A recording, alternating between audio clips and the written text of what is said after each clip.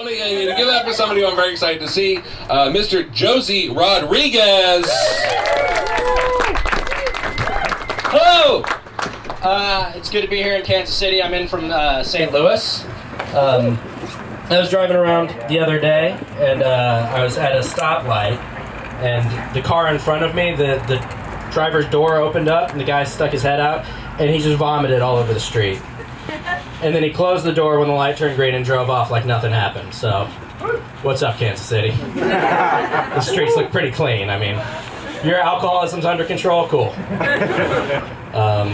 Yeah, no, sorry if I'm not the comic you were expecting when you heard the name Josey Rodriguez. It's not an apology for my name. I like my name. It's just that I get some interesting reactions to it, you know, in regards to the whiteness on my face. Like this one time, you know, living in Missouri, I was out kind of in the middle of nowhere in a small town where I didn't really know anyone.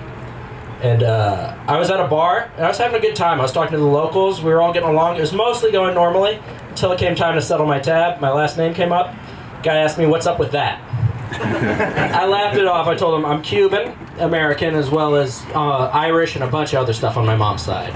And he responded with, "Oh, so you're like one of those secret Mexicans." I know I should have been offended, but honestly made me feel kind of cool. Like, I don't know what those secret Mexicans are, but like, I think I want to be one, right? Like, what is that job? Like, adding avocados to people's foods when they're not looking? Making sure people are pronouncing Chipotle correctly? Keeping everyone safe from the goddamn chupacabra? You can sign me up right now. I'll be a secret Mexican any day. Beats my current job at the coffee shop. I work at a coffee shop. We got a weird Yelp review the other day. Because we have a patio. Someone left a review that said, like, food was great, coffee was great, but I ate on their patio and I got stung by a bee. We don't associate with the bees. Their only loyalty is to the hive. Yeah, no, I've been traveling recently. I went to Colorado. Has anyone been to Colorado? Love Colorado. It's my favorite place in the world. If I could live anywhere, it'd be there, but it's expensive and they don't need more baristas.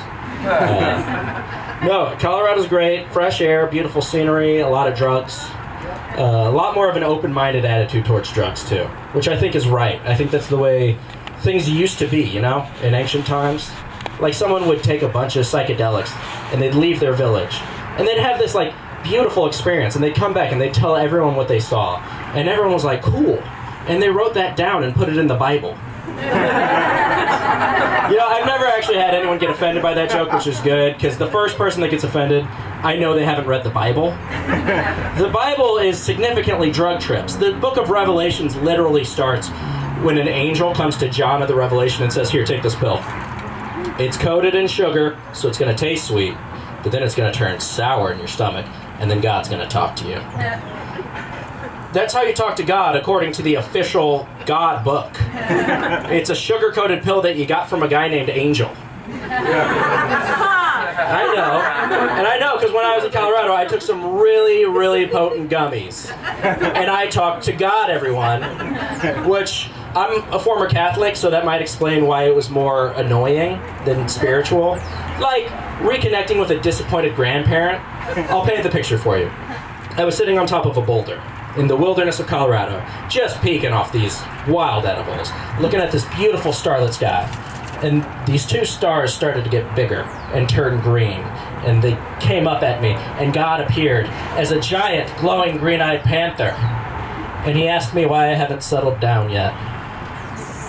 So I asked him, I don't know, when are you going to introduce me to someone nice? He says he's the almighty, not fucking Tinder. I can figure that out myself. It's fair. It's fair. It's weird to hear God say fuck, but it is fair.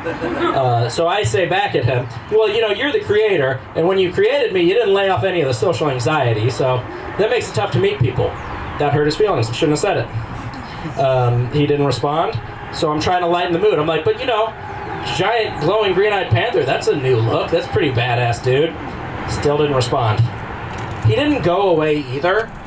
I was just sitting in the middle of nowhere in Colorado with a giant green-eyed panther god judging me.